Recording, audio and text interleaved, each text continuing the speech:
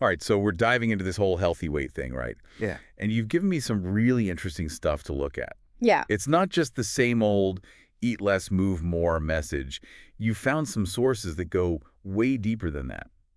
I'm already starting to think about healthy weight in a whole new way, honestly. You know, it's funny how much we focus on the number on the scale, right? For sure. But these sources are all about looking beyond that. Yeah. They're saying that healthy weight is not just a number. It's like this whole body thing. That's so true. It's about how you feel, how much energy you have, how you move through the world. Exactly. And that's what this deep dive is all about. We're going to break down all these ideas and help people understand what really matters for their well-being. I like that. Because, let's be honest, everyone's been bombarded with weight loss advice and fad diets forever. It's too much. It's impossible to know what to believe anymore. Absolutely. So we're going to cut through all that noise, right? Yeah. And look at what science actually says about achieving and maintaining a healthy weight for the long haul. That's the goal. Yeah, I'm excited to dig in. One thing that really jumped out at me was this whole cortisol belly concept. Oh, yeah. I know when I'm stressed out, I crave all the comfort foods. Oh, tell me about it. And those comfort foods, they're definitely not salads and green smoothies. Right. Is there actually a connection there? Like, does stress really make it harder to maintain a healthy weight? It really does. These sources explain how when you're chronically stressed, your body pumps out cortisol. Right. And cortisol is this hormone that can actually increase your appetite. What? No way. And it makes your body store fat, especially around your belly. So it's not just in my head? No, it's a real physiological response. Ugh, that explains a lot. Especially during those crazy busy times when work is nuts and my to-do list is a mile long. It's like your body's working against you almost. It totally is. This is making me think about weight management in a whole different way. It's not just about willpower and resisting temptation. It's about managing stress, finding ways to feel calm and centered. Absolutely. Those are things I definitely need to work on. Yeah, and these sources talk about some great techniques for managing stress. You know, things like deep breathing exercises, meditation, spending time in nature. Oh, yeah. Even just taking short breaks throughout the day to relax and recharge. Those little moments of peace are so important, aren't they? They really are, for your mental health and your physical health. It's already blowing my mind. Okay, so stress is a big factor. What else are we overlooking when it comes to healthy weight? Well, one source really emphasized the impact of sleep. Sleep? Really? Yeah, I was surprised too. I've always known that sleep is important for overall health. Sure, yeah. But I never really connected it to weight management. Right, same here. The research shows that when you don't get enough sleep, it messes with your hormones. Oh. The hormones that regulate your hunger and your appetite. And when those hormones are out of whack, you're more likely to crave junk food. Oh, no. So that late-night ice cream run is not just a bad habit. It's a hormonal thing. It could be, yeah. And it's not just cravings. Okay. Lack of sleep can also make it harder to resist temptation. Really? Your willpower is just lower when you're tired. It's like your brain's not firing on all cylinders. That makes sense. So you're more likely to give in to those cravings. So basically, if we want to achieve a healthy weight, we need to prioritize sleep right up there with diet and exercise. Absolutely. It's all connected. Wow, this is eye-opening. Okay, so we've talked about stress, we've talked about sleep. Now let's get to the food part. Everyone wants to know the secret to a healthy diet, right? Right. Are you talking about counting calories, cutting out entire food groups, or is there a more sustainable approach? These sources are all about moving away from restrictive diets. Good. And instead, they focus on building a healthy relationship with food. I love that. It's not about deprivation or guilt. It's about making choices that support your overall well-being. That sounds so much more enjoyable and sustainable, too. It is. And when it comes to what a balanced diet actually looks like, it's simpler than you might think. Okay, tell me more. The sources emphasize the importance of including a variety of foods from all the food groups. Okay, so we're not talking about cutting out carbs or fat or anything like that. Nope. You need a balance of fruits, vegetables, whole grains, lean protein, and healthy fats. So it's really about creating a balanced plate, like those diagrams we used to see in school. Exactly. And it's about finding an eating pattern that you can actually stick with long term. Yeah, because weight management is not a sprint, it's a marathon. Right. It's about making changes that you can sustain for life. So how do we make those changes stick? What are some practical strategies that people can actually implement?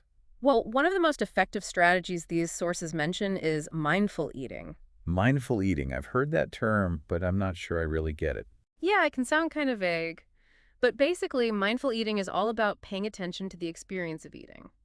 Oh, yeah. So you're slowing down, savoring each bite, really tasting your food. So no more scarfing down lunch at your desk while you're working. Exactly. It's about creating a calm and focused environment for your meals. No distractions, no TV, no scrolling through your phone. Right. Put away the distractions and just be present with your food. I like that. It's like turning an ordinary meal into a mindful ritual. Exactly. And one of the simplest ways to practice mindful eating is to pause between bites. Oh, okay. Just put your fork down, take a breath, and check in with your body. That's a good one. Yeah. It's easy to get caught up in the momentum of eating and just keep going. Oh, I do that all the time. But that pause helps you become aware of your hunger and fullness cues. So you stop eating when you're actually satisfied, not just when your plate is empty. Exactly.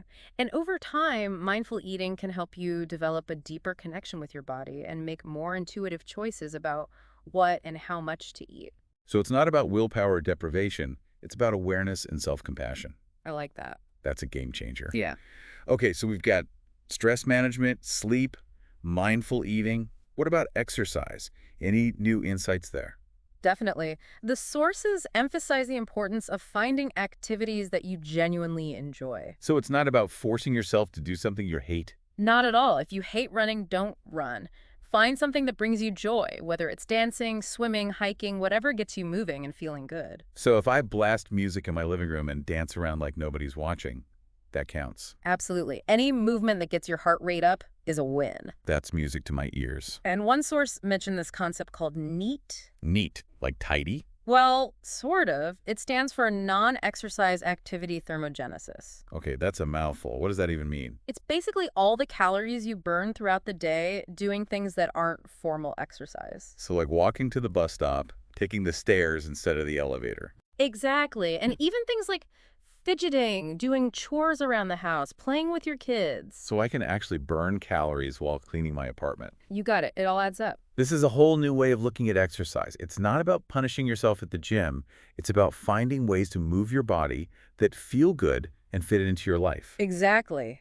And speaking of fitting things into your life, one source had a great tip for busy people. Okay, I'm always looking for those. They suggested scheduling your workouts like you would any other important appointment. Well, that's a good one. Put it in your calendar, set reminders, treat it with the same level of commitment as a work meeting or a doctor's appointment. Because if it's not on the calendar, it's not happening. Right. And if you can't find a big chunk of time, break your workouts into smaller chunks throughout the day. Like instead of trying to do a full hour at the gym, I could do 3 20-minute sessions. Exactly. You can even incorporate movement into your work breaks. Take a walk around the office, do some stretches in your desk. Get that blood flowing. Yeah, just keep moving. This is so empowering. It's not about finding hours in the day for the gym. It's about finding those little pockets of movement throughout the day. And over time, those small changes can make a big difference. I love that. Okay, this has been incredible. I'm already feeling more motivated and informed. I'm glad to hear that. We've covered so much ground, but I know there's still more to explore. Oh, yeah. So, for now, let's all take a moment to reflect on everything we've learned. Think about one small, achievable step you can take today to move closer to a healthier weight, one that feels good for you. That's a great idea. And we'll pick up this conversation in part 2 of our deep dive. Sounds good. Until then, keep exploring and keep taking care of yourselves. Okay, welcome back. I'm still thinking about everything we talked about last time. Yeah, it's fascinating stuff. All those aha moments about stress and sleep and mindful eating, it really got me thinking about how everything's connected. It really is. And it's also important for maintaining a healthy weight. Exactly. I love how those sources approach it as a journey, not just some quick fix or fad diet. Right. It's about building habits that last, that actually become part of your life. Exactly, yeah.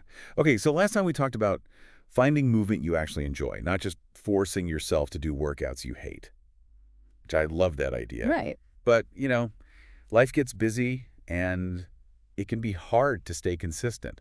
Mhm. Like, I start out with good intentions and then things get in the way. Oh, I hear that. I struggle with that too. Any tips for staying on track? Well, one source had this great tip. Treat your workouts like important appointments. Actually schedule them in your calendar, just like a meeting or a doctor's visit. Oh, that's a good one. Yeah, it's about making that commitment to yourself. Because, let's be honest, if it's not on the calendar, it's probably not happening. Exactly. And if you're like me and you have trouble finding big chunks of time to work out, Yeah.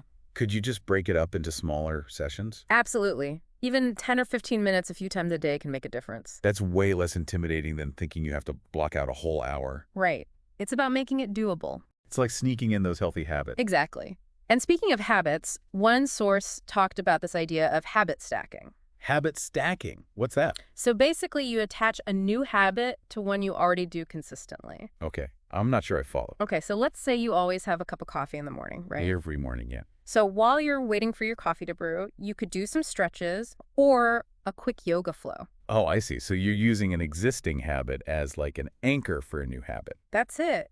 It's about making those healthy choices the easy choices, the automatic choices. That's brilliant. And speaking of making things easy, what about meal prepping? We talked about it a bit last time, but I think it's worth diving into a little deeper. Oh, yeah, for sure.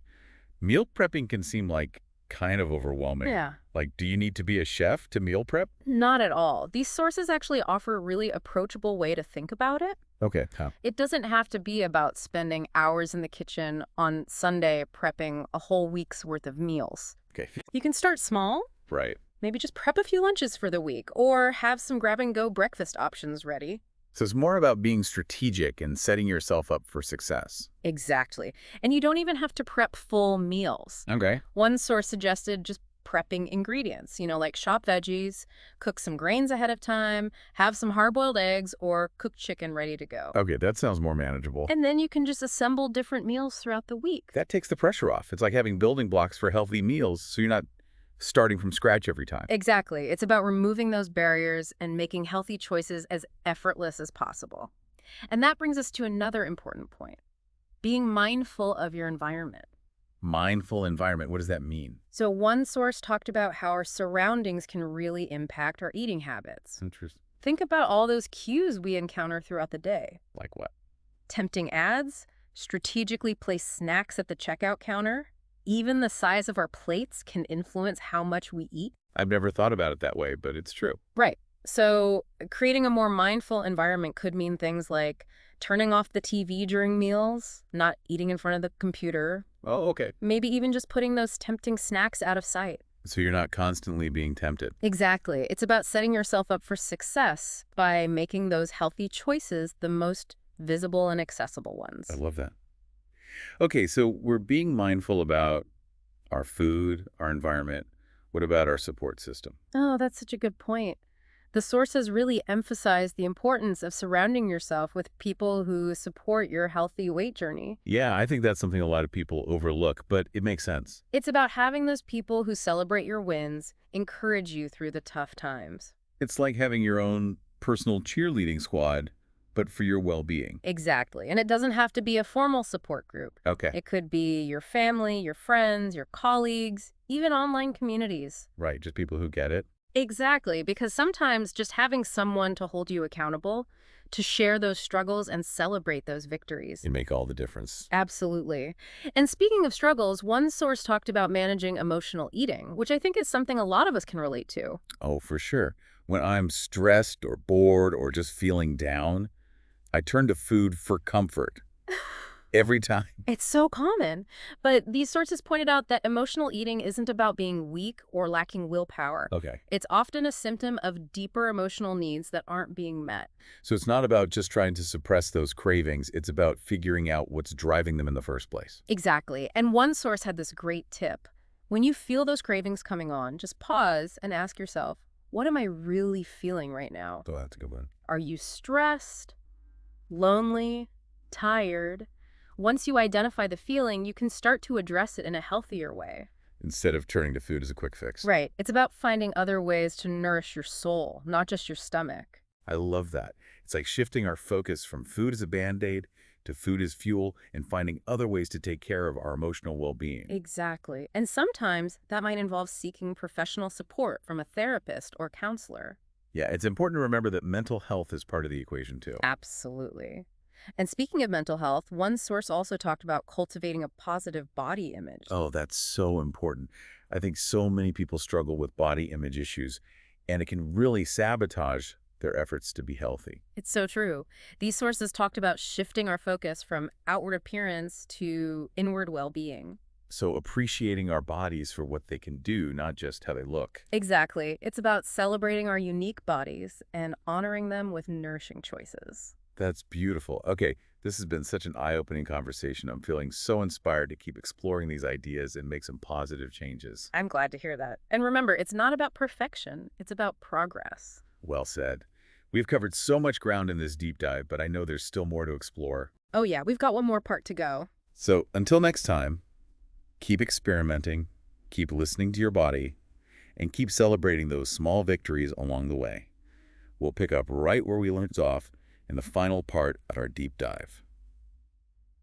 Welcome back for the final part of our deep dive. It's amazing how much we've learned about healthy weight already. I know, right? It's been a real eye-opener for me, too. There's so much more to it than just calories in, calories out. Absolutely. It's this whole interconnected system. And I love how practical these sources are. They don't just tell you what to do, they give you real strategies to make it happen. Exactly. They make it feel doable, you know? Okay, so for this last part, I wanted to touch on a few more tips that really stuck with me. Yeah, let's hear them. Okay, so one source mentioned something so simple I almost dismissed it. They said to switch to smaller plates. Oh, yeah, that's a good one. It seems almost too easy, but apparently our brains associate a full plate with satisfaction. It's true. It's like a visual cue that tells your brain, okay, we're done here. So by using a smaller plate, you can trick yourself into feeling full with less food. Exactly. And it's not about depriving yourself. It's just about being mindful of your portions. That's a great point. Okay, another thing that resonated with me was about grocery shopping. Oh, yeah. The grocery store can be a danger zone. It totally is. I'm so guilty of impulse buys, especially when I'm hungry. We've all been there. What's the solution? One source said, never go grocery shopping on an empty stomach. So simple, but I never actually do that. It makes a huge difference. When your blood sugar's low, everything looks good. Your willpower just goes out the window. Exactly. Have a meal or a healthy snack before you go so you can make rational decisions. That's like putting on your armor before going into battle. I like that analogy. And speaking of battle, another source talked about managing your environment to make healthy choices easier. Oh yeah, we talked about that with mindful eating, right? It's all connected. So that might mean keeping tempting snacks out of sight. Out of sight, out of mind. Exactly. Or having pre-cut veggies and fruit ready to grab. So they're the easiest option. Right. Or even just having a big water bottle on your desk to sip on throughout the day. So you stay hydrated and it helps you feel full. Exactly. It's all about those little tweaks that make a big difference in the long run. I love that. Okay, one last thing I wanted to touch on is the idea of making gradual changes. Oh, that's so important. People try to do too much too soon, and then they get overwhelmed and give up. I've been there so many times. It's much more sustainable to start small and build from there. So instead of trying to change everything overnight, Right. Maybe you start by adding a 15-minute walk to your routine 3 times a week. okay. Once that feels comfortable, you add in some strength training. It's like building a house brick by brick. Exactly. And don't forget to celebrate those small wins along the way. Yeah. Give yourself a pat on the back for every healthy choice you make. Every step counts. This whole conversation has been so inspiring. I'm feeling really empowered to take control of my health. And I love this holistic approach. You know, it's not just about the number on the scale. It's about taking care of your whole self. Exactly. It's about nourishing your body, your mind, your spirit. And it's about being kind to yourself along the way. Yes. Self-compassion is key. This has been such a powerful deep dive. I'm walking away with so many practical tips and a whole new mindset. I'm so glad to hear that. Remember, it's not about perfection, it's about progress. So well said. So as we wrap up this deep dive, I encourage you to think about what resonated with you the most. What's one small step you can take today to move closer to a healthier you? Keep exploring, keep learning, and keep taking care of yourself. You got this.